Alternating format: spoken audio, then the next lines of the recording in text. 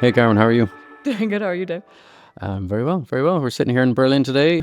I see you're dressed in the Berlin uniform of all black. All black. Yeah, Yep. that'll be the way for 12 months a year. Yeah. You are the CEO of edyfi, which Correct. is the latest addition to the stable of companies in the Green Man Group. Just to kick things off, can you tell people what edyfi does, how does it fits into what we were doing in Green Yeah. Man?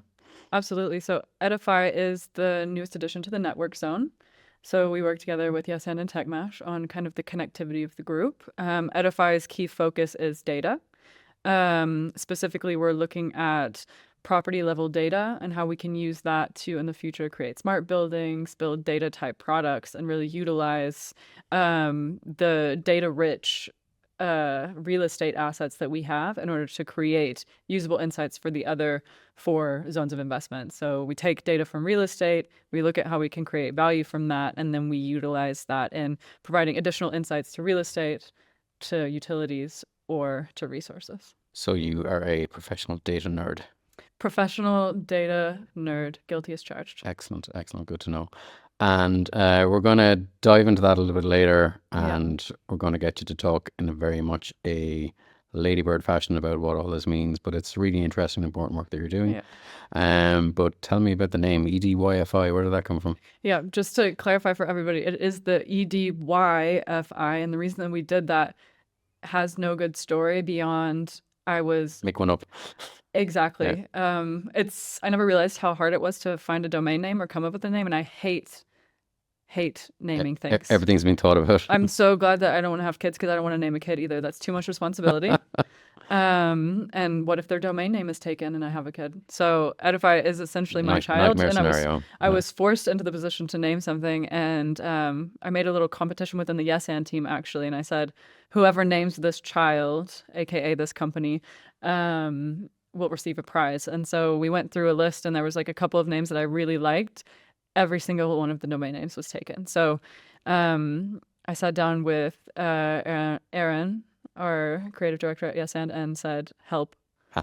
And it was just essentially just like picking something. And edyfi, of course, the word edyfi has the connotation of to provide knowledge, to enlighten, etc., typically in a religious sense. And I said, I can't have that. So we were like, okay, then we'll just be different. We'll just be like, we're a little startup. We can be different. So that's when we were like, the Y in the middle, the I at the end, edyfi. And it just so happened that nobody wanted that constellation of consonants and said, you can have it. And so we had that. And then the next struggle was the branding of it. And Neve was very upset with me on how do I brand something that looks nice with a Y in the middle of the word. So that was kind of the That's not next. something she prepared for in, No, no, no. college. Apparently, it's like symmetry is a problem and things like that. Where I was just like, please get this over with. So Somebody you're name this child. a very awkward client. Exactly. Yeah. Yeah. Okay, interesting. So that's the origin story of Of the the name name. Edify. So let's talk Yeah. about your origin story. Your name's Carmen Sitz. Yes. Very Germanic sounding name. We're sitting here in Very. Berlin. You don't sound very German. So No. where are you from? I'm actually German now, as of two Oh, weeks. oh, Officially got my German citizenship. So congratulations. it took 7 years and a whole lot of tears. Wow. Well, let's talk about that process. Yeah, absolutely. Well, I guess maybe I'm now a dual citizen. So Okay. I started off in the United States. I grew up on a tiny ranch in Oklahoma, and then I ended up in What's your definition of a tiny ranch? 300 acres. That is not a tiny That farm is in Irish, that is a European. tiny American ranch. Yeah. But when you have what 50 head of Angus cattle, like you need that much space Okay. in Oklahoma in order to make sure that they're ready for beef You production. could probably So squeeze them into 50 acres in Ireland, I think. But yeah, there you go. Yeah, for certain you could. definitely. Yeah. Well, I think you guys also get more consistent rain than we do Correct. over in That's one Oklahoma. thing you can rely upon. Yeah, absolutely. So I guess, yeah, the journey from the little cowpoke Carmen to the Berlin All Black CEO Carmen Yeah, yeah, is that's an interesting story arc. But what? So, how far away is the nearest town? in Oklahoma where I grew up. Yeah. The hospital that I was born in was 30 minutes away. Okay. In a small town called Duncan. I was raised actually on the land that my dad grew up hunting on. So Wow.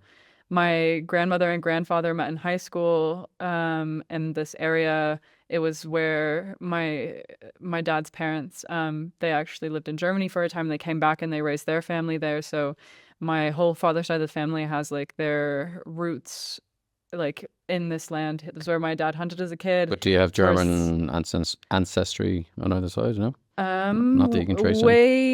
way back in the line, like the name Sites is something that has been with my father's side of the family for generations. And there are roots in Germany, Okay. but that side of the family is very, very strongly ingrained in the States. Like we can't trace it. Like we can trace it back, of course, but like there's no connection Yeah.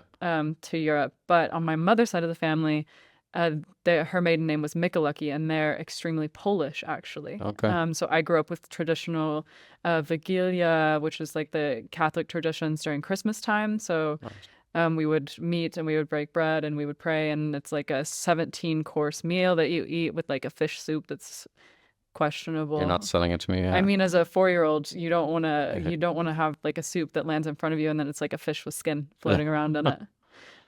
So I very quickly, like my family kind of developed their own traditions. My mom, my dad, and my sister and myself.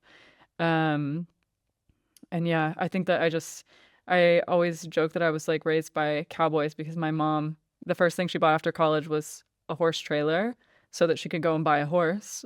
And she was always, it's like she always loved nature. And my dad was this farm boy that had gotten himself through college on a debate scholarship. Well, And my grandfather had died quite young, so my grandmother is like this very strong figure in my life. She got 3 kids through university, founded a business on her own, wow. and It's not a cheap thing to do in the no, United States. no, definitely not. So she was selling insurance to all of the local farmers in this Wow. town I grew up in. She was a key figure.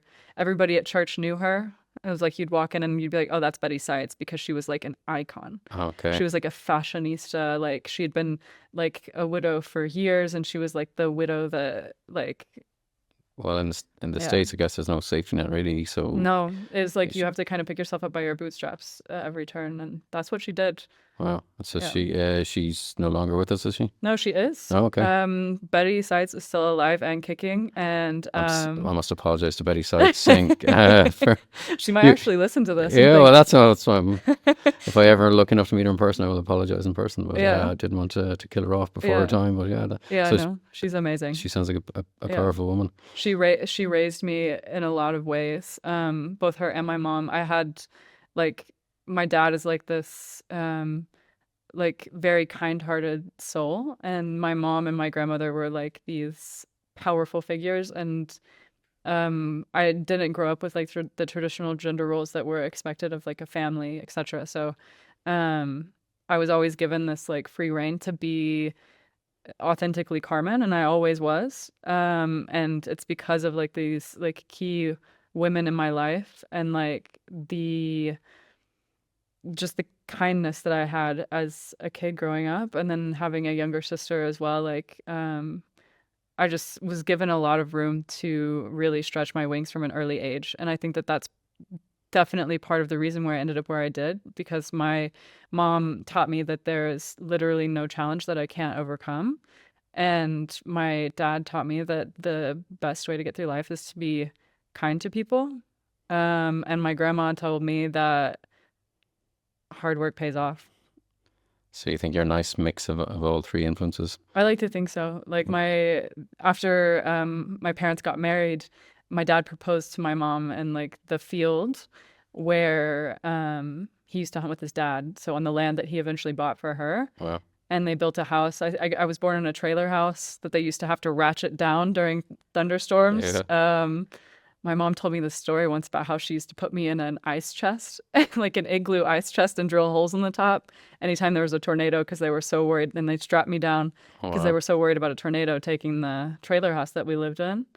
And It's one of the cliched images that I have in my head of it Kansas, was, Oklahoma it as was, of yeah, tornadoes. Yeah. it was giving like white trash Wizard of Oz. But Well, it worked. You're still here to here we are. you were Yeah. never blown away Um, by a tornado. yeah, exactly. But the land that we grew up on, the land that had kind of been like in my family's blood for generations, my grandmother, my grandfather's sister, so my great aunt, and my parents all lived in like three pieces of land right next to each other. And we used to run Angus cattle through them. So we'd rotate basically the herd through. And so me growing up was like sitting in the front seat of like this old Chevy pickup with like a big feeder on top. Right. And then dad would get out and open the chute. And then he'd be like, okay, Carmen, press the gas. And so then I'd press the gas and the car would just like slowly drive When forward. you're barely We'd be, tall enough to yeah, hit yeah, the gas. can't see over the top. I remember like it was such a, just like, I think it kind of taught me a little bit that no job is too small. Yeah. Yeah. And like everybody needs help. Yeah, absolutely. even even these key figures in my life. But that's like I have such a wholesome, like such wholesome memories from childhood. Well, I grew up on a family farm as well. Yeah, you did, that's right. we had a dairy farm, and What kind of cattle did you have? we had Friesians. Frisians. Yeah, yeah. Some Frisian Angus cross on the beef side as well. But Yeah, that's a long time ago now. My dad's long retired, but with a family farm, everyone has to chip in and get involved, exactly. and there's good satisfaction in that, which is kind of Yeah, cool. So I think you learn like hard work from a very young age. I still go home and I'm so excited to be outside and work with my hands. Like I always disappear behind the barn with an axe to chop wood. My mom always says it's either a really good sign or a really bad sign because I'm either really pissed off or I'm really excited to be home, yeah, and yeah. you never know which one it's gonna be.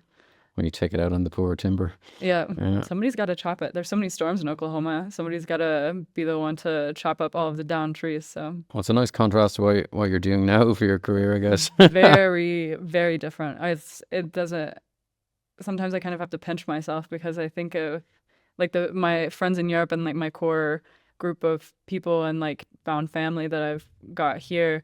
They've never seen that version of me, like truly, and that's also something that's very close, near and dear to me. Like Do you dress like a no, Berliner when you're on the ranch? And no, no, the would I mean maybe some black is still in, bit more but Czech.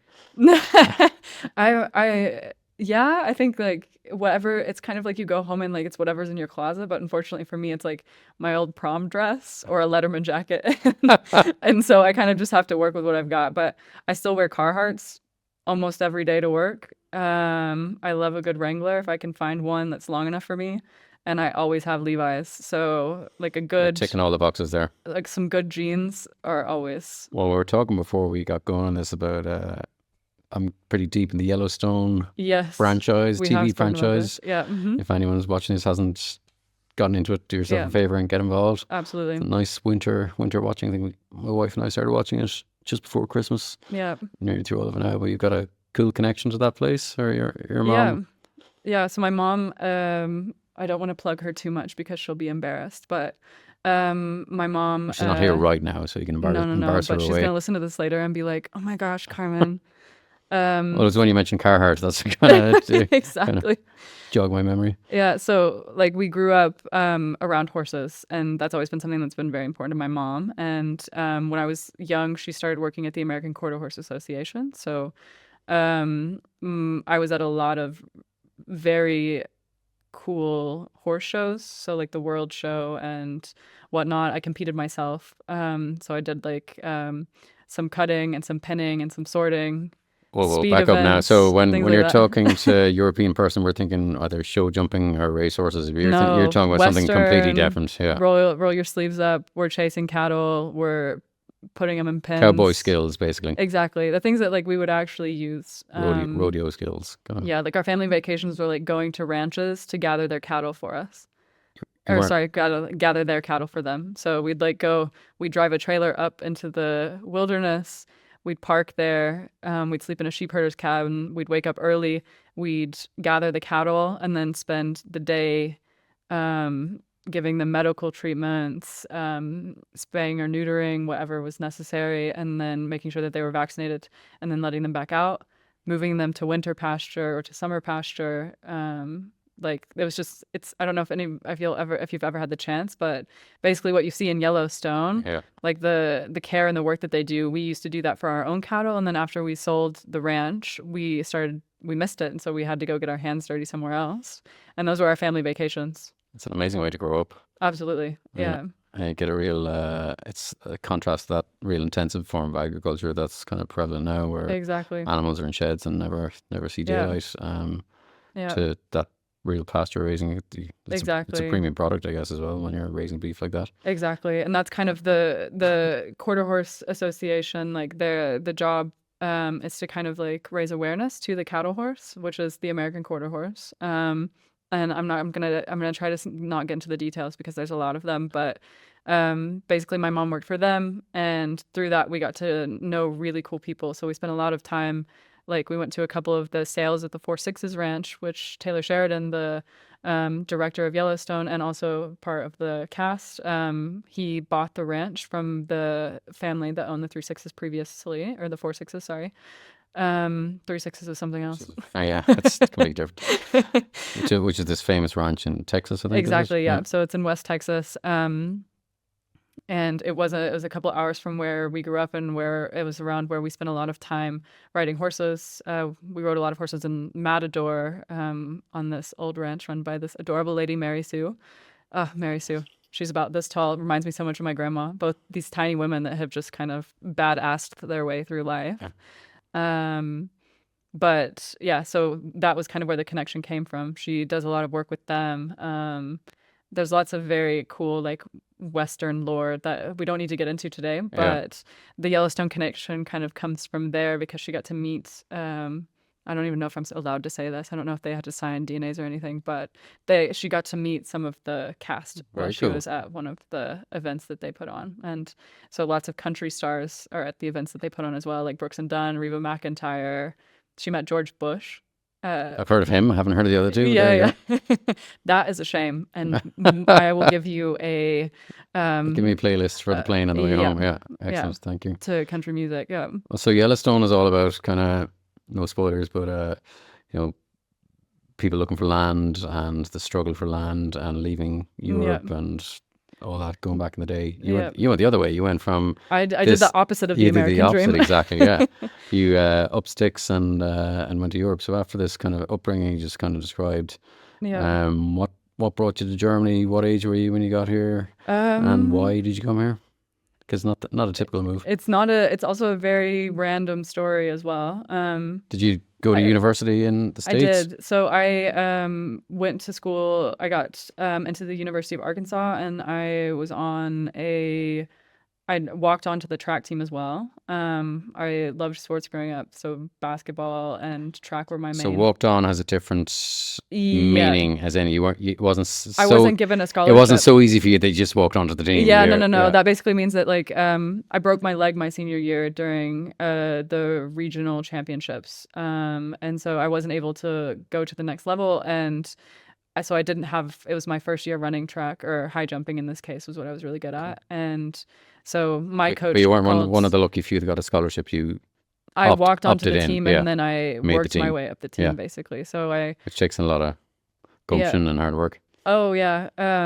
Being a student athlete is so difficult. And when I was a student athlete, you also didn't get like a ton of money, especially as a track athlete. And then you're also working a full schedule. There's academic requirements that you still have to meet. Because I wasn't getting a running scholarship, I had more academic scholarships, but not a lot. And so I was working as well when I wasn't in season. And my parents have always been the parents that said, like, we want you to do whatever makes you happy, but we're not going to just give you like a financial handout. Like, Yeah. you're going to work it off. So you're going to fix fence, you're going to clean runs, you're going to like do what it takes, you're going to mow the lawn. And that mindset kind of followed me. The hard work that we talked about, like, kind of followed me on to college as well. So I was working 10 or 15 hours a week on top of 4 hours of training a What day. were you working at? I What was were you a working? tutor, actually. I Okay. was teaching data analytics Oh, to freshmen, and as well as a few different math and economics courses.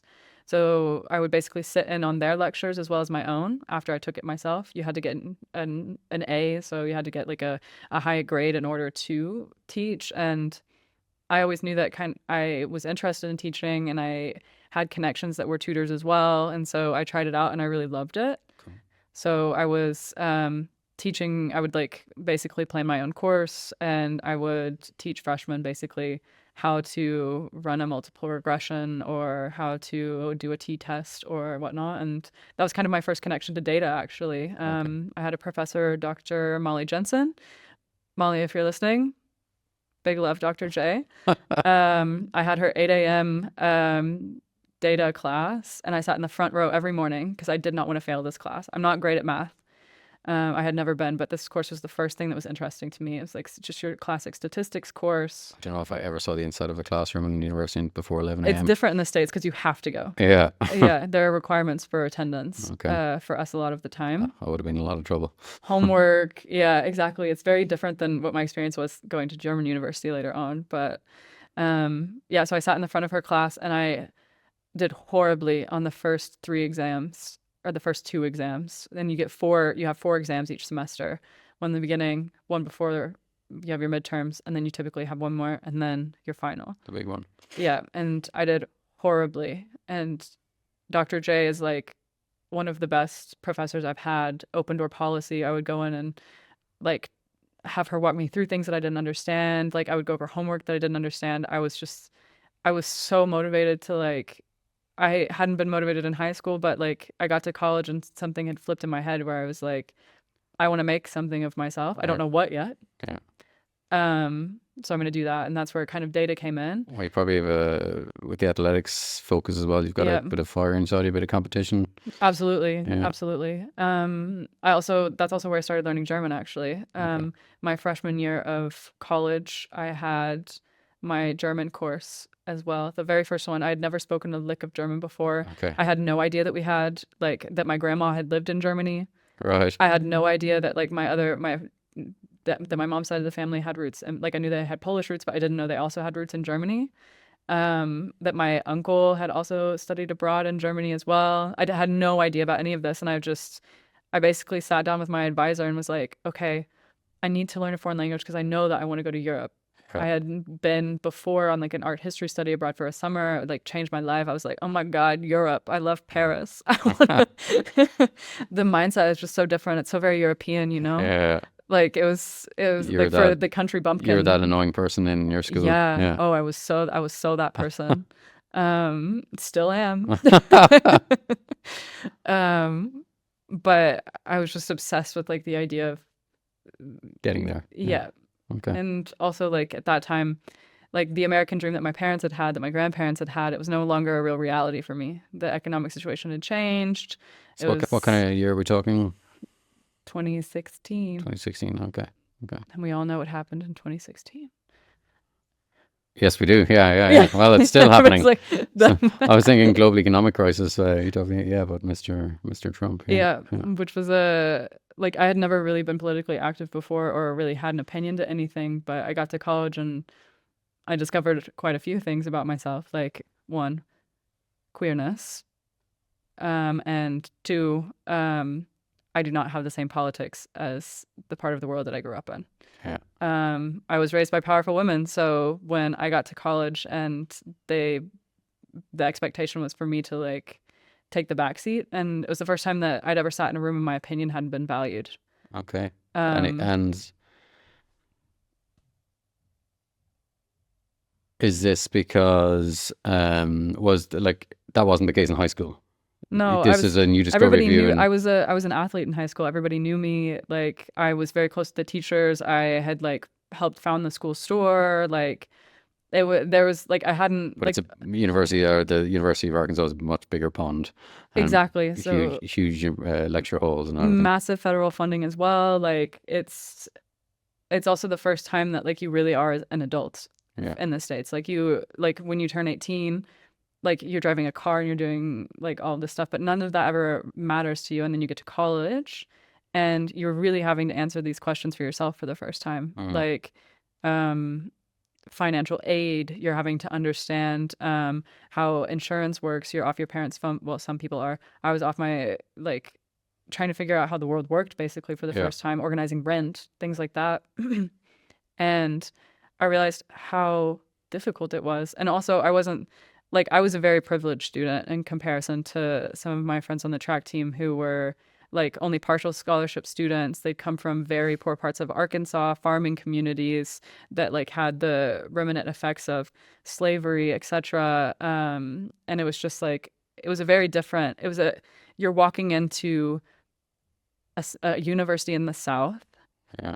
where the roots of Arkansas, especially like the place where the KKK started was literally just a few miles Okay. north of us. So you're seeing the roots of systematic racism right in front of you every day at school.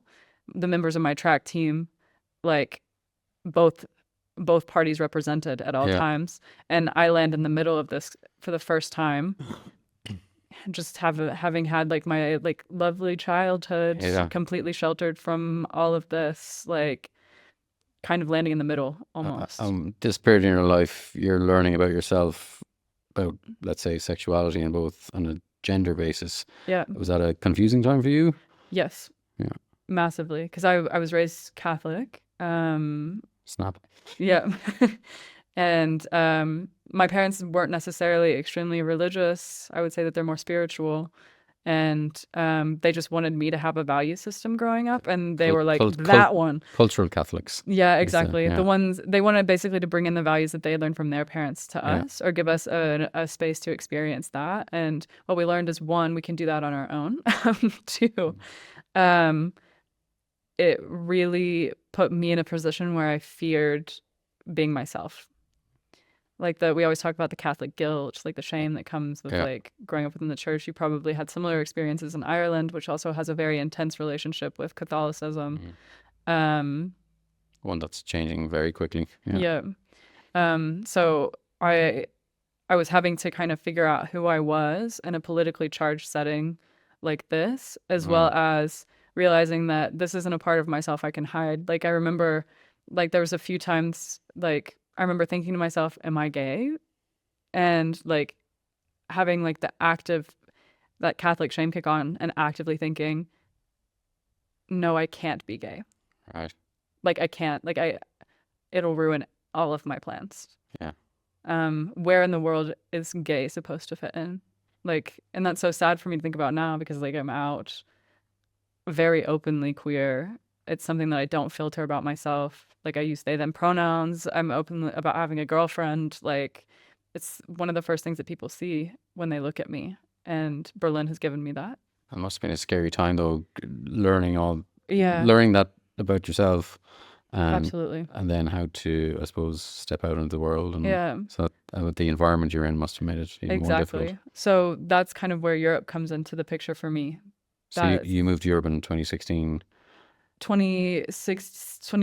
I applied for my first study abroad to Germany in 2016, and I went in 2017.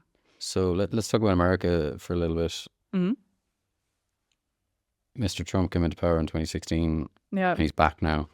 yeah. How different do you think if you went back to University of Arkansas now and you were an 18-year-old, what would it be like? Would it be much more difficult for you now, you think? It would be so much easier for me now. Do you think?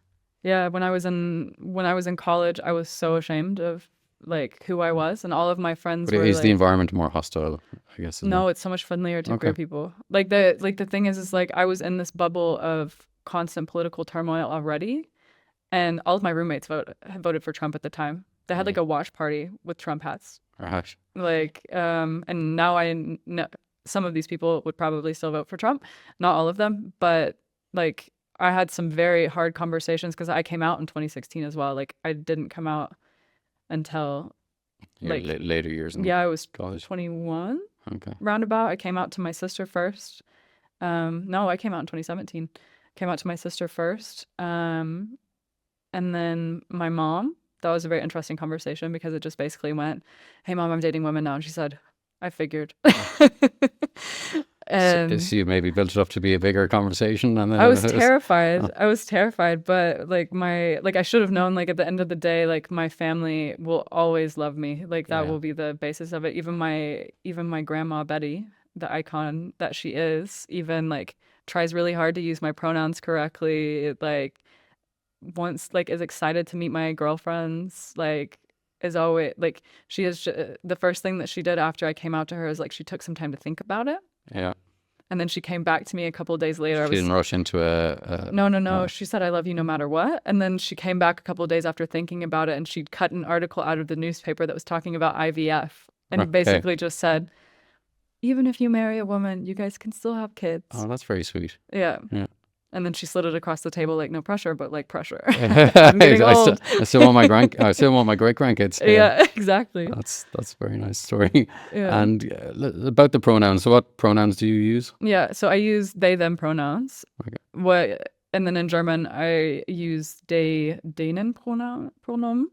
They're neopronomen. In German, it's a bit more complicated. I won't go into a lot of detail there. Let's stay away from grammar. We want people to keep watching this. Yeah. Exactly. But one way that you can always address me, you can just leave pronouns out completely and just use my name. Yeah.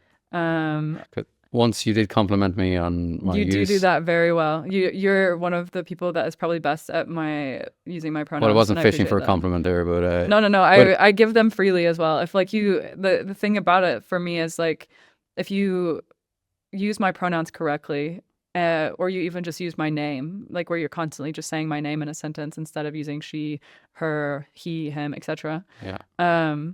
It makes me feel seen. Yeah. Like it lets me be my authentic self. And that for me shows just like that acceptance. And I think that that's something that I didn't have, even for myself, for a very long time. So when people like you, especially like colleagues that I see often, but like maybe we don't talk every day, and I see them doing it right, it like is something that means a lot to me. I'm never going to be mean if you like, everybody's going to screw it up. Even my dad. Yeah. We have like a Nerf gun like conditioning that we do with him where we just. He doesn't have a fine jar like Face put $1 in. This is the new strategy that I want to run with, but I like carrot and stick. I like the stick version with him a little bit, because me and my sister just during Christmas we would like hide Nerf guns throughout the house, and anytime we would mess up my pronouns, we would just like we'd be jumping and like behind the sofa to get the nearest Nerf gun and then shooting him with it. Well, it's an interesting area, I think, because it's kind of used as a political football to score points, and there's a lot of scapegoating going on, and no one ever gets it fully right, but it doesn't kill people to make an effort. Exactly. And I'm sure, as you just said, I mean, everyone makes mistakes, and even myself. Yeah. Sometimes I misgender myself. Like it's not like nobody's perfect. Do you shoot yourself with a Nerf gun? Every time. That's the only thing for it. Yeah. Yeah. No, I think that, like you said, like the one reason for me why it's important that I kind of take this space, like I don't want to be a bother either. Like I don't want to be the person that's like, oh, you didn't use my pronouns right. Like I don't want to be that, but I have to be that. And the reason I have to be that is because the political climate and what we live in. You look at the UK, you look at the United States, trans people are being villainized constantly. Like we're talking like IDs to use the bathroom. Like I don't feel safe going to the bathroom in public. I typically ask one of the women in the group to go with me. I don't want to go to a men's restroom because that's scary. I'm offended. Maybe your bathroom's really clean. I don't know. No. You're right to avoid the men's bathroom at all costs. Yeah.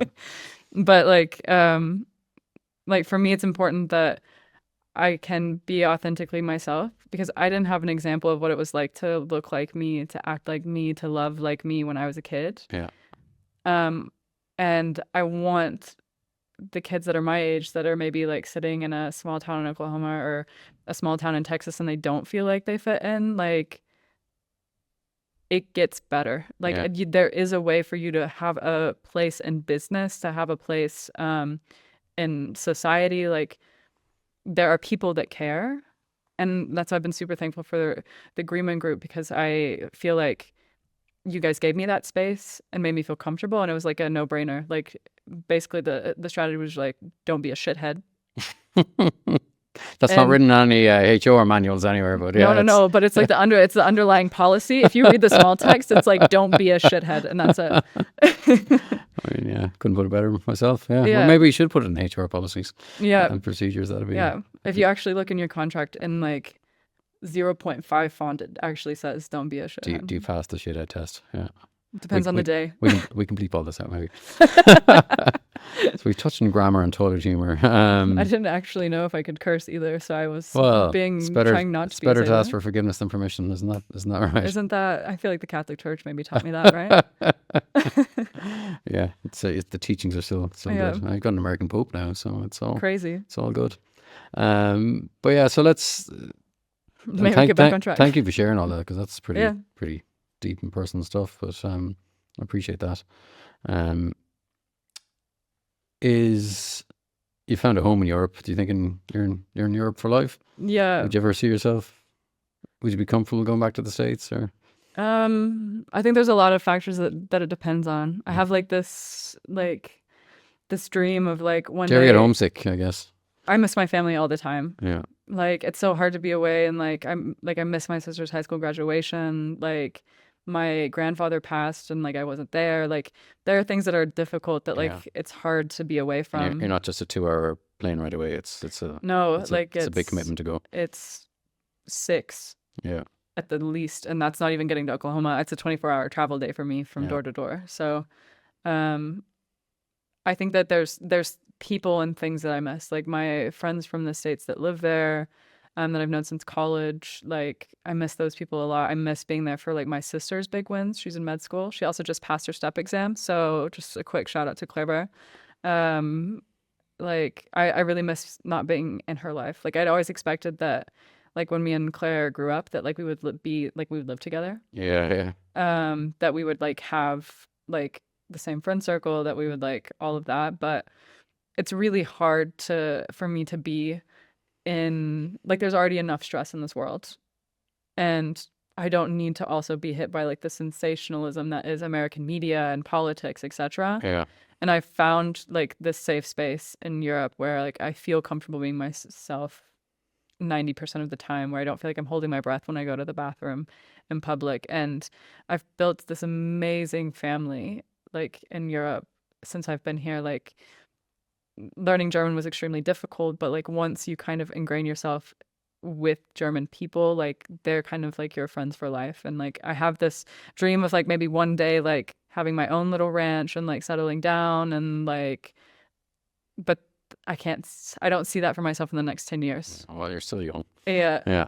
Still very young. You're not in your middle age like I am. No. So we were talking about it before we started rolling this. So you're just, what did you call yourself? You're I'm a zillennial. Zillennial. That's one new one on me. Exactly. So I was born on the 31st of December 1996. And for anybody that is into all of like the generational comparisons, etc., culture wars, exactly, the stereotypes, I sit at the exact cutoff for millennial.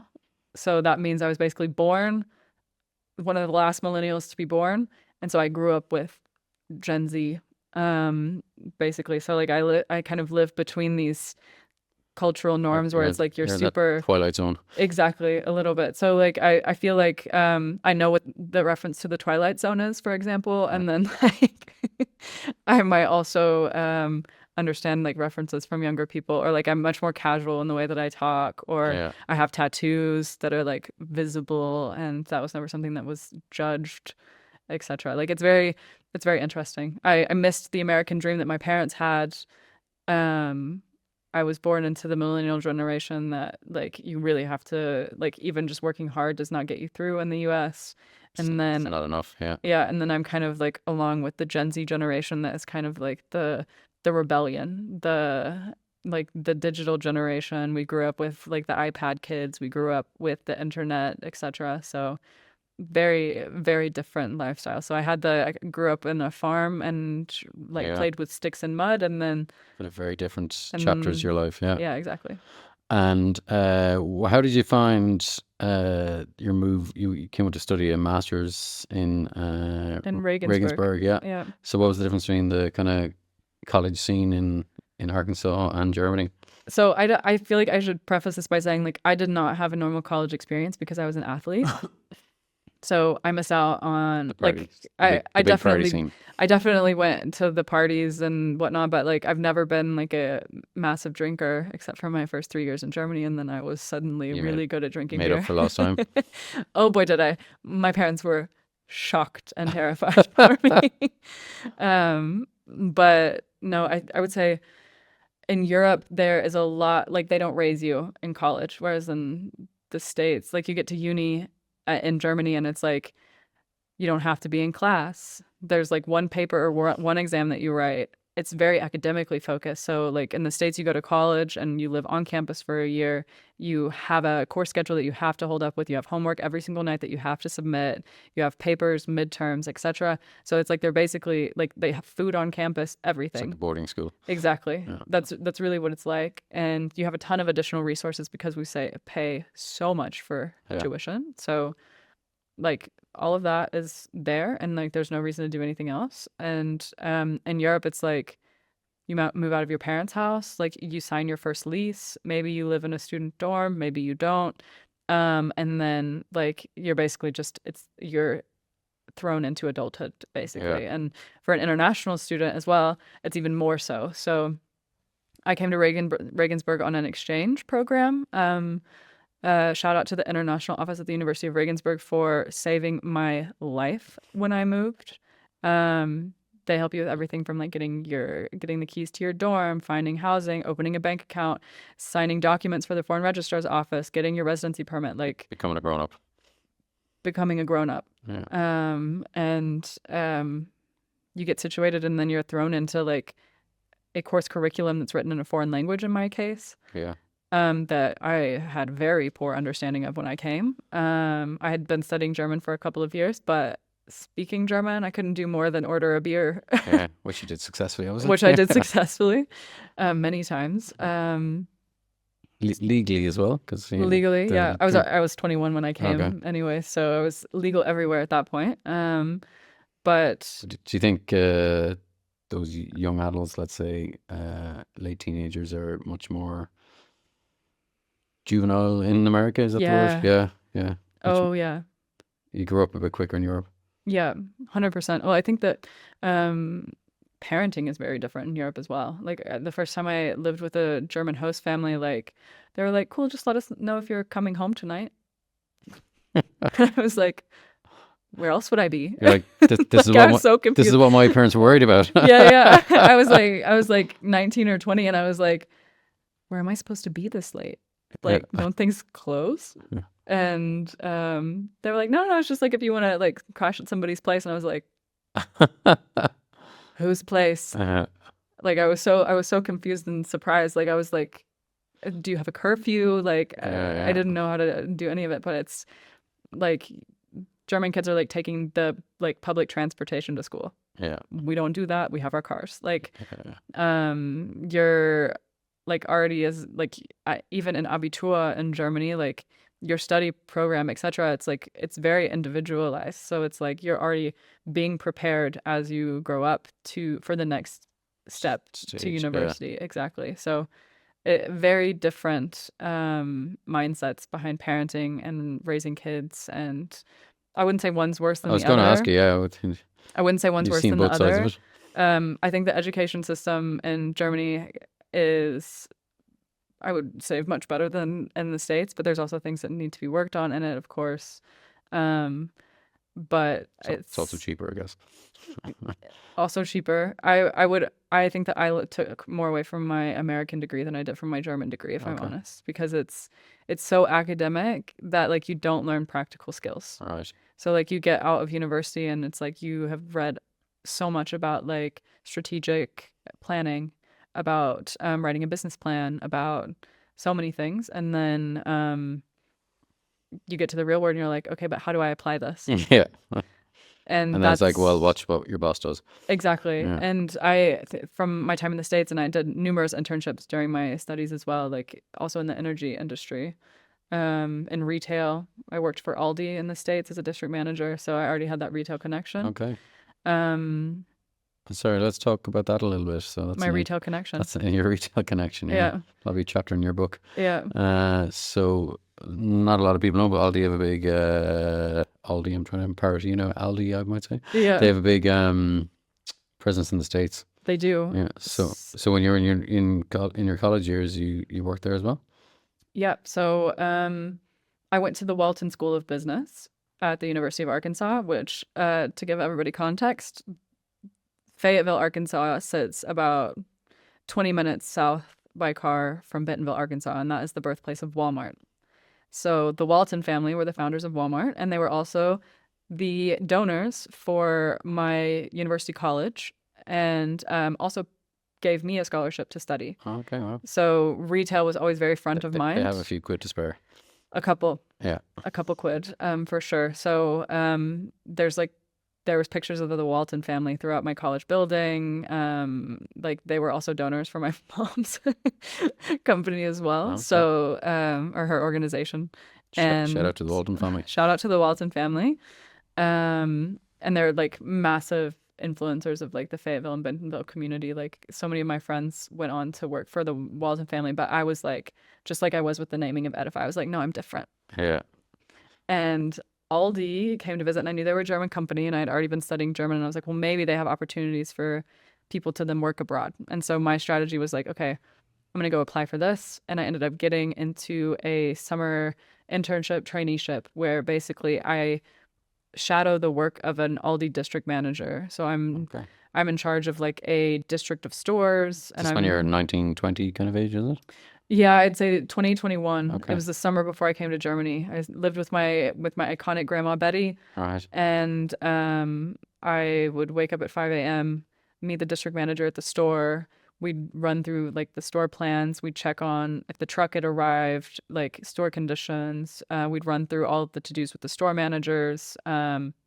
We would basically, like, there was a whole host of things that you needed to do. So I was already very deeply ingrained into grocery retail even before I started my time at German university. Yeah. And I was such an Aldi fan after that. Like even just like when I was living in Fayetteville, I only would shop at Aldi for the most part. I was like, it's the very same concept as they have here. Exactly the same. Aldi Süd is important because Aldi Nord is actually Trader Joe's in the States. Ah, really? They just rebranded. And Aldi Süd came from the East Coast and Trader Joe's came from the West Coast. And now they're meeting in the middle of the country, kind of where Oklahoma is. And so you're starting to see in Oklahoma City, we now have a Trader Joe's. And we also have Aldi Süd. And now Aldi Süd is expanding to Arizona. And Trader Joe's is expanding further into the east. Yeah. That could be Series 27 of Yellowstone franchise. Yeah, the German retailer version. Exactly. Yeah. Very niche. Maybe you can look into that. Like you're starting your career like in podcasting and creating content. Maybe that's the next step. Maybe need to meet Taylor Sheridan and take it to the next level. I don't know. Don't know how Taylor Sheridan's going to feel about German grocery retailers, but I think we could pitch it. They might be running out of material by the time season 27 comes around. Yeah.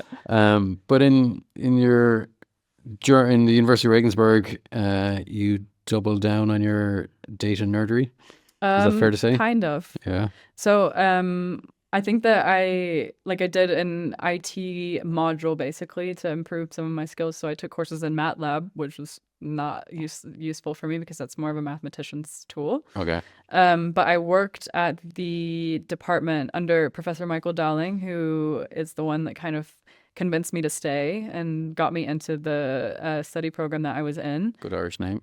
Yeah, a good Irish name. That's what everybody says when I mention it. Professor Dowling, or I guess I'm supposed to call him Mike now.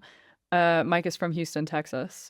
So we have a very similar kind of like origin story and trip to Germany. And he offered me a job and convinced me to apply for the program that I was in. It was like an honors degree program for business students. So I studied management and leadership as well as industrial management. So basically kind of all the ins and outs of managing people, owning a business, leadership skills, etc. Like a mini MBA.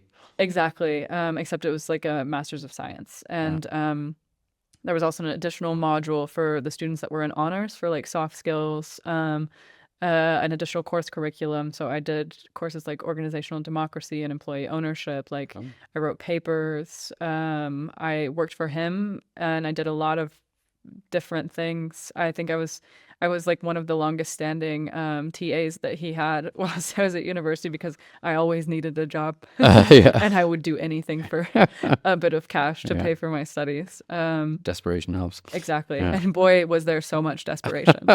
Yeah. So I was at the University of Regensburg for 4 years, so including my time as an Oh, wow. exchange student.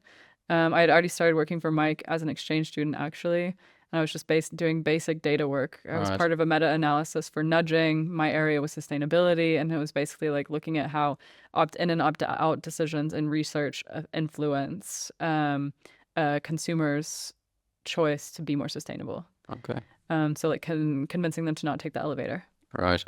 or convincing them to pay additional for carbon offset, like if you're buying a bus ticket or a train ticket or a plane ticket.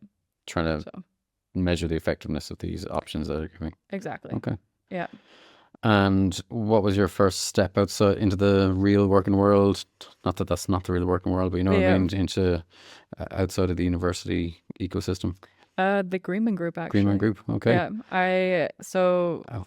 My How did that come about? Max Blay also studied at the University of Regensburg. CEO of Greenman Energy. CEO of Greenman Energy. And Professor Dowling is connected to his family in a random connection way that I could not even demystify for you if I tried. Okay. But basically, Mike introduced me to Max, and the first interview I had out of college was actually with Max. Okay. It was Max sitting in the G-Form boardroom, like in the big main boardroom, Yeah. and then me on the screen, talking to him from my apartment in Regensburg. And we got through the whole interview, and we decided that we weren't a match for each other. And the key reason was because I didn't want to work as hard as Max wanted to work. Hey, That's what I told him. look at you now. I had, yeah, that didn't last long. Basically, I had just turned in a 100-page master's thesis, Right. and I was like, I need like a Your- structured work environment. your 40 batteries were low. hours. I need better work-life balance. Like I can't burn myself out. This is the Gen Z side of your exactly. zillennial Exactly. personality. So, and like the things that he was doing were super interesting to me, and I had like some experience and energy, but like he really needed like a person like with a stronger data background, and like I had that, but I was more interested in kind of like the marketing side of things. That's what my bachelor's degree was in, and he needed like that right hand person to kind of like help him get the business off the ground, and I was not ready to be that. This is just when he was establishing Greenman Energy. Exactly, 20 and 22, so the launch year as well. 3 years ago. Okay. Exactly. Yeah. So that was like bye Max, and then what happened? He passed. He apparently thought that even though I was lazy, I was worth passing on to Therese. So he passed me on to HR, and HR passed my resume on to Catherine. Catherine, she was CEO of Yes and that's where I started my career. Catherine had a ton of really interesting tech projects on, and was looking for a business analyst, and that was more of my skill set. Okay. And promised me job security and a bit more of a structured workflow. And I spent the first 2.5 years. It was actually 2 years and 6 months exactly. Wow. That I had been with Yes when I officially switched over to edyfi. And so. But it wasn't the game plan. It was just chat. It was just conversations that led to your first job at university. I think that especially like my experience at Yes is like it's very much like the culture is really important, and like you really need, like you kind of know immediately if a person is gonna kind of like sink into that. Like Catherine is a very good boss, and I see her as like a mentor for me, and so like even from our first talk, it kind of felt familiar. To me, and maybe it was like all of like the very strong women that I had in my life before that I was like, yes, okay, this makes sense, and I was super excited about the opportunity. You recognize that in Catherine? Absolutely, like from the jump. She's a passionate horsewoman as well. Exactly, yeah. So like that I didn't know that in the interview, of course. Yeah, but if I had, straight away, but if I had, you'd have joined all the dots. Yeah. So it was like it was a really lovely place to land. It was also very much a safe space. Like when I started at Yes like I was very open about my pronouns from the beginning. I wasn't sure if I should be. It was my first experience in a work environment like that. Catherine was like, yeah, whatever makes you comfortable. Like, I read the fine text in your like, I'm not an asshole, so like we'll do whatever we need to do to make you comfortable. And Neve jumped on it as well. She like sent us like degendered bathroom science that everybody's still really confused about when they come to the Yes and office. I had the same confusion myself a couple of hours ago. Yeah, exactly. It's basically like you're either one or the other. Do you like to stand to pee or do you like to sit to pee? Or please just always sit. It's kind of the strategy.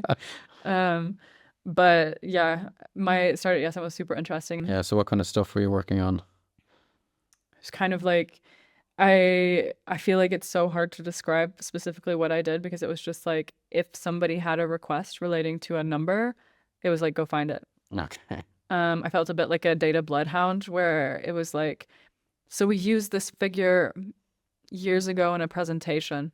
And I don't know where we got it from, but can you find it? And that was kind of the job. There were some interesting projects that we got involved in as well.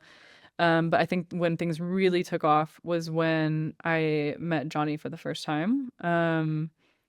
I don't know what I had done to deserve a meeting with Johnny. Don't know who what gods I'd pissed off. I was going to say, yeah. I'm kidding. You must really been in trouble. I love working with Johnny Wilkinson. This is on camera. You have to say yeah. But he proposed, like SFDR came into play for us. We were in Article 9 fund, the largest in Europe. And then we had the challenge of reporting. Huge reporting requirements. Yeah. Huge. And so Johnny was like, okay, in true Grayman fashion, how are we going to get this together? We already got it. We already signed up. We're Article 9 now. And then it was who's actually going to take ownership of this. And that's kind of when I put my hand up. It was something that I was super interested in, wanted to learn more about, something that felt interesting and meaningful to me. Let's say that in the dumb it down. So there's huge reporting requirements because Greenman at its core is managing this huge, really big portfolio of real estate. Exactly. And from an admissions point of view, to I suppose to meet the threshold of sustainability, we say that the fund is adhering to. We have huge reporting commitments. Exactly. We've signed up to. Yeah. So under SFDR, and we need to know what's going on with the properties that we exactly. So under SFDR, we have certain obligations that we have to fulfill in order to show that we are doing no harm, basically. And it was my job to figure out how to do that. And also he had this kind of aspiration of installing sensors of some kind in order to see the live energy consumption at properties. And nobody in the group had any experience with this. I had a little bit because my dad is an engineer and I spent my life crawling through crawl spaces and barns and whatnot, like helping him with various home projects. So I was... mad scientist stuff. Exactly. Yeah. I was motivated to roll up my sleeves and kind of like get to work. And that's what we did, basically. I just kind of started kicking off. The big job is to get to the base case. Well, what do we know what our properties are doing and where the gaps are? So basically I sat down with Tana at Greenman Energy as well, and we basically looked at what do we need to do in order to create this model. I needed his expertise for the energy and the really advanced modeling in Excel. He's so good at that. And so we sat down together. We hammered out like 3 days, working really late nights in the G-Form boardroom downstairs. We were basically like drawing up plans on the whiteboard for how we're going to build this model and put it together. And then I was in charge of like data acquisition. So I was like hunting down the data and bringing it to him so that we could basically put it into this model. And then we had the first kind of full picture of what the open portfolio looks like in terms of carbon emissions and energy consumption. Okay. Yeah. So this is the start of your path to being a CEO.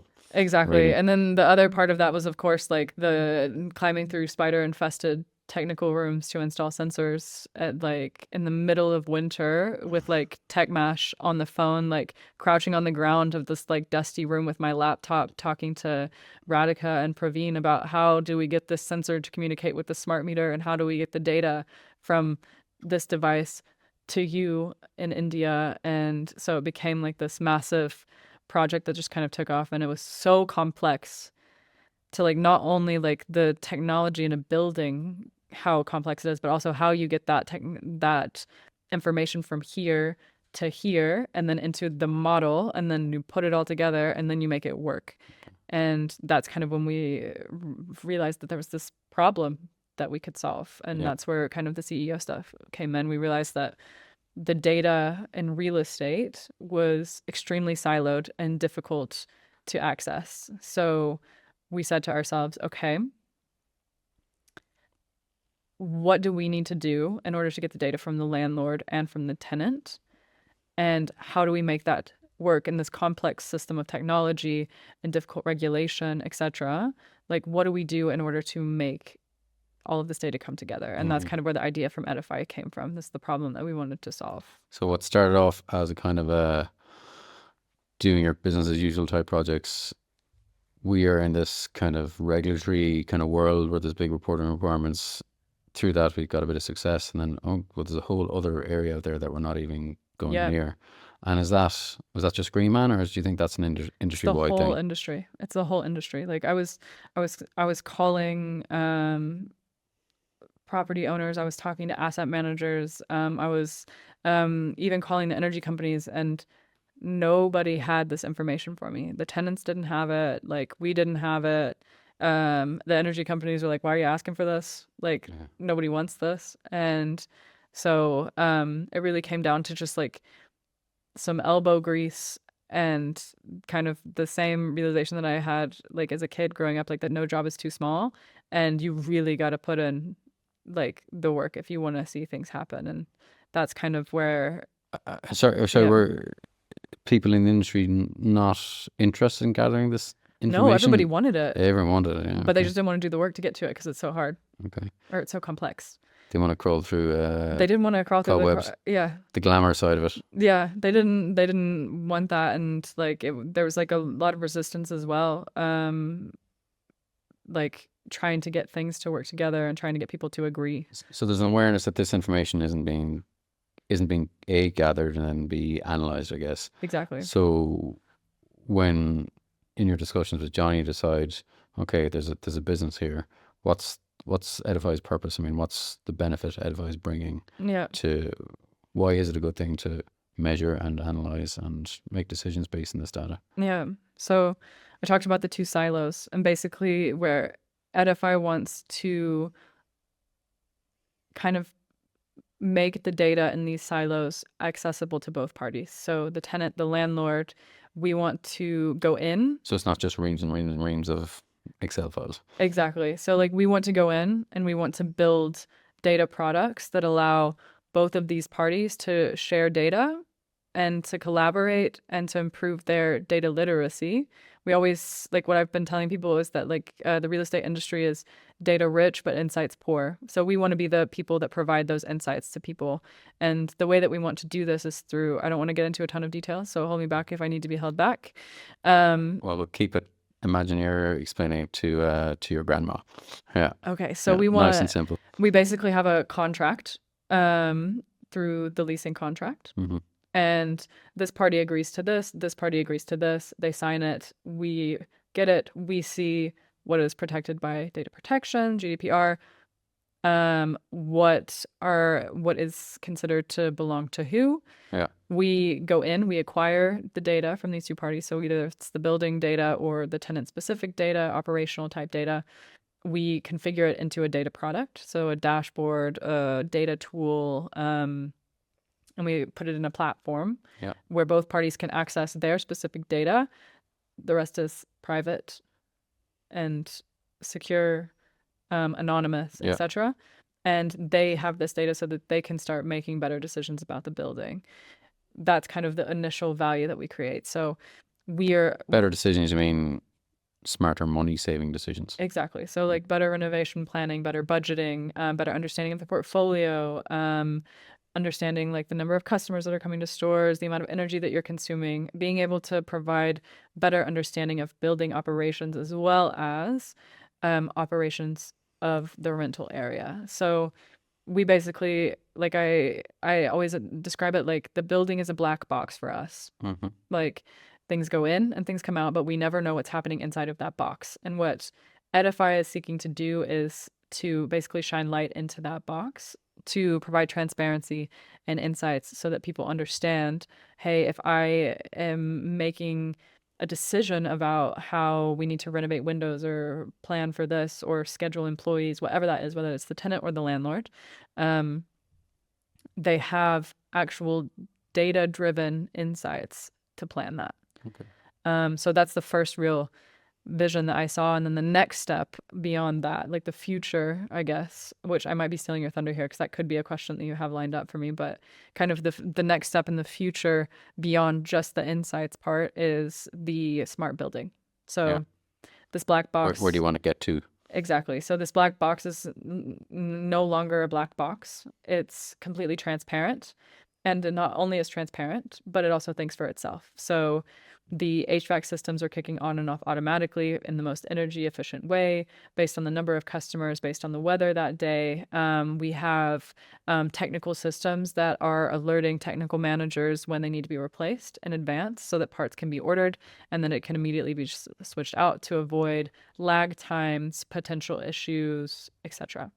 Is this the type of stuff that's in place with brand new builds, or is this Beyond that? This is not beyond that. Okay. Yeah.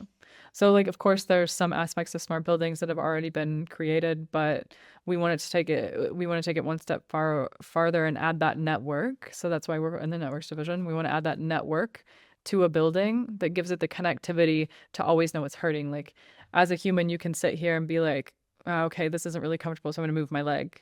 Or this isn't really working, or I'm hungry, or I need to go to the bathroom, whatever that is. You can see that we want that same thing to be possible in a building. Okay. So we'll do this through installing sensors, creating this neural network basically, and then using that data, putting it through AI type tools to make decisions on their own. So instead of us getting the information, advising on what to do and giving it back, that whole process will be done on its own. And we have this large real estate portfolio in the Greenman Group that you're starting this with, but you've gotten great buy-in and encouragement from our tenants, I believe. Yeah, 100%. I think that like everybody is initially wary. Like they're always very skeptical. They don't want to give up control. Data protection is a big thing, etc. But sounds like more work. Yeah, it's a lot of conversation, and and I hope that like talks like we're having right now will also like show to people that this isn't actually as scary as it sounds. It's actually super necessary because what are you going to do in the next 10 years if it's 5 degrees hotter on the Earth's surface and we're having constant power outages because we can no longer handle, like the grid can no longer handle the amount of energy that we're consuming. We saw it in Spain a couple weeks back. Like could become a really regular thing. Exactly. We're not in a position where we are future proof. Like no asset that sits on this planet today is going to last unless we prepare for that. And the first kind of line of defense is having these data tools in place so that we can say, okay, so in order to future-proof our assets, we need to be able to make these decisions based on actual real data from the property so that we can plan financially how this is going to impact us. And also, what is the carbon cost? So how do we also still remain on our trajectory that will keep us under that threshold and keep our buildings safe and keep the planet safe, etc.? How do we prepare for that? And that's where we come in. If everything's a black box, you don't even have your starting point. Yeah, exactly. Yeah. So we cast light onto the black box and we prepare that black box to run itself. And you talked about Greenman Energy a couple of times, but you're doing some good work with them, some exciting work on trying to, I suppose, bridge the gap between the energy they're generating and the needs of the buildings in the portfolio. So what are the, I've probably explained that perfectly there, but you did so good. What are you actually doing there? Yeah. I'm sure it's much more detailed and interesting than what I just said. Yeah. So I'm sure that you'll speak to Max at some point as well. So I don't want to steal too much of his thunder, but basically Max is installing the PV panels and EV hyperchargers at the properties. He also has built an insane data architecture within his own company as well. And basically what we're doing is we're very compatible skills wise. The data that he is collecting is also compatible with the data that we're collecting. So basically what we're able to do is we're able to create very clear energy profiles for buildings, which we can look on a granular basis and on a daily basis, hourly, minute to minute basis of what is coming out of that property in terms of energy consumption. So we see the specific peaks during the day for not only energy consumption, but also for PV creation, etc. And through that, we're able to really see on like a put it under a microscope and see, okay, what do we need to do during this period in order to make things run more efficiently? And that's kind of where the working together has come from there. He's also a registered energy provider in Germany now. So his virtual power plant, which you'll talk to him in a lot more detail about, will be able to connect right into edyfi systems. And having the data analytics capability is huge with that. Exactly. It's pretty powerful licensing, yes. Yeah. It's also very much unheard of to have all of this under one big umbrella. So that's really the competitive advantage of the Greenman Group, like to have not only the energy provider under your roof, but also to have a data specialist under your own roof, to have a software specialist under your own roof, to have the asset management, the technology management, like all of this is sitting under one umbrella. So our properties, like if they're not future proof, then I don't know if a property can ever be future proof, because Johnny has set the strategic direction for the group to be, we can do this ourselves, and it's possible based on our data. I guess having it all in-house, you have that control as well, and you're a bit more nimble. We're able to be so agile in comparison to some of I was having a lot of conversations at MIPUM. It was my first time at MIPUM, and a lot of the senior managers that It isn't always as rainy as it was this year. No, it was pouring. It was so moist all of the time. It was just, I was so glad that I wore boots, but everybody else was kind of squishing around for most of the day. Yeah. Exactly. People remember you. Yeah, exactly. I did not actually have Stetson on. Yeah. To be clear. Could be an idea for next year. You could have edyfi Stetsons. Yeah. There you go. But sorry, that was unnecessary segue. I sat down with a lot of key people and talked about sustainability in the future and future proofing, and it was so surprising to me that some of these leaders in these industries are still having to convince their organizations that they need to take part in it as well. How behind so many really large organizations are. Yeah. Everybody talks a really big game, but nobody is really willing to put the time or the effort or the money into it. Show me your hand and they've got nothing. Yeah, exactly. So that was very interesting for me to see, and I had never, it was my first time kind of being in that bubble, so I had always kind of joked oh, that's just hot air. That's just Johnny talking about how it is, and it's definitely going to be different than what I think it is, but it's right. It's very much true. So you think we're definitely ahead of the game when it comes to the work that we put in already? 100%. I definitely think that there's a long way for us to go. But even the strategic change that has happened within the group since I started in 2022, the shift that we've taken and the focus that we've taken and the amount of time and money and energy that we've spent, making sure that our assets are ready for the future and becoming more collaborative as a group, and really taking advantage of the skills and the resources that we have internally. I've seen that grow exponentially since I started. It's when what's the cliche, or not the cliche, the saying, when the tide goes out, you discover who doesn't have any swimmer on. It's putting that work in now means we'll be covered when it really comes to crunch time with that's the reporting requirements and the ability to make savings and operate these buildings more efficiently. So the groundwork's has been put in over the last 3 years. Exactly. And of course for edyfi, this also gives us this massive competitive advantage because we have 100 properties under management in the Greenman Group, roundabout. And because of this, I have this perfect basis for data. I have 90 million potential data points or more that I can collect and use to train AI, to program machine learning, and to really build data products that are ready for market. A lot of data companies, they struggle to find and acquire the data that they need in order to build what we have, but we have TechMash in-house to help with the software development. We had a really great workshop with them this week. We have the real estate and asset managers that are perfect for product testing, and we have such great relationships with our tenants.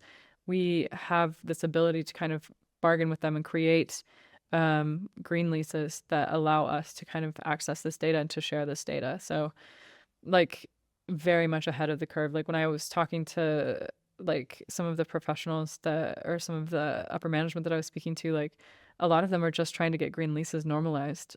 Yeah. And for us, it's like very much a standard Yeah. when we go into leasing negotiations that we're signing a green lease. This is the type of property that we're buying. This is our focus. So put your CEO hat on. What's it like being a CEO? You're kind of in a, not a funny position, but you're a startup business within a larger group. Yeah. How have you found that? How have you found the process of setting up the business and plans to grow the team? Yeah. Yeah. So Sorry, there's a lot there. Let's. Did my you ever think you'd be a CEO yeah. at this age? No. I always like I remember sitting down with my dad years ago and just being like, I want to run my own company. And I'm just being like, okay. Like it was always something that I wanted to do. I didn't expect to be doing it by 28. Yeah. 2.5 years out of college. Yeah. But I also think that there's never a right time to be a CEO. Mm-hmm. Like there's either going to be kids or this recession or that problem, or somebody else is going to come up with an idea first or whatever. And it's really about jumping into cold water and being ready. And I think that like I wasn't, but I will be. And like it's only 2 months of edyfi, but I feel like I've been able to make an impact already for the group, like not only just doing like the SFDR reporting for us this year, but also like we released the Appetite for Insights report, which is like a deep dive into 11 different key markets for us in real estate, like retail real estate, and like what it looks like. And that was super meaningful for me to get out because it was a project we'd been wanting to get out for years. And big piece of work. Massive. And I think that like the group structure really allows a founder to like have a safety net from the beginning. Like, and it also gives me the ability to kind of make decisions quickly and on my own. I'm not dependent on looking for investment. I don't spend my day looking for external investment. I have the group, and the way that I make money is doing things for the group, whether Johnny tells me to do them or not. Like I have a full list of to-dos every morning when I wake up, and it gives me the flexibility to not only have the support and the competitive advantage of like being that close to real estate or being that close to energy or being that close to resources or whatever it is. I really also have the safety to kind of be creative, and the time that I have is always spent doing what I love. And the work that you're doing, you're obviously involved in real estate. Everybody is. Everyone is. Do you see applicability for this beyond real estate? For sure. Are you thinking that far ahead, or? I was asked a similar question to this the other day. I think that the applicability of IoT, like Internet of Things, is exponential. I don't think that we can put it just on real estate. I would actually really love to see how agriculture ties in. We have our backgrounds in ag, coming full circle here. Our backgrounds are in ag, and I think that there's a lot of potential for more technology in agriculture. And like we've seen it already.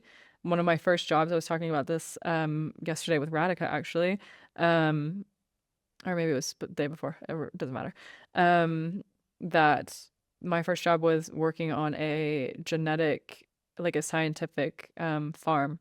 So they were doing genetic research on sorghum plants and how to build the most efficient sorghum plant, or the what's a sorghum plant? Sorghum is like a alternative type of sugar. So it was like a corn and sorghum plant farm. And basically what I was doing is I was doing the genetic, I was the field hand that was basically doing the put the bag on this plant, shake this plant, put it on the other plant, and breeding 2 different types of sorghum to see if the yield was greater. Right. And I was counting seeds, and so that's how I paid for my car. And so I would really love to see the applicability of IoT and technology into agriculture. We're already seeing potager using it and like seeing vertical farming, etc. I think that's fascinating. They also have such a insane data architecture within their company as well, and have broken down farming to like the smallest magnitude. But I want to kind of take it that next step further and see how plant life can be used as a data center, basically. So how do we store data using a plant's genome? There's a Venn diagram of farming and data. You could be somewhere bang in the middle of that. Yeah. But there are some scientists in Hawaii that are studying how the genome of plants can be used to store data. And I think that's so fascinating, the idea. And it's kind of like right at the cusp of what edyfi is doing. And that's maybe like if I have money in like 10 years time and like time and interest, like that's something that like I definitely want to reach out to these guys to speak to them themselves, because they're basically able to create more biodiversity for their home and the nature, but also create a massive data center. And so it focuses on the built environment and real estate at the moment. So what do you see, or where would you like to see edyfi in the next few years? What do you have milestones written down anywhere that you want to hit? Right up here. No, I'm kidding. For sure, I want to launch the edyfi data platform this year. We already have like data products dashboards that we've built, and I really want to make them accessible to agreement group companies. And so we're rolling that out with TechMash this year. And then the next step is connecting IoT, so sensors, smart devices, into all of Agreement Open's properties, so that we have data coming in. And then in the next 5 to 10, a completely smart building. That's the world you want to live in. Yeah. Carmen, thank you very much for your time. You've been a breath of fresh air into Green Man, and congratulations on your success to date. And I can't wait to see what happens with edyfi in the next few years. Yeah, me neither. Thanks again.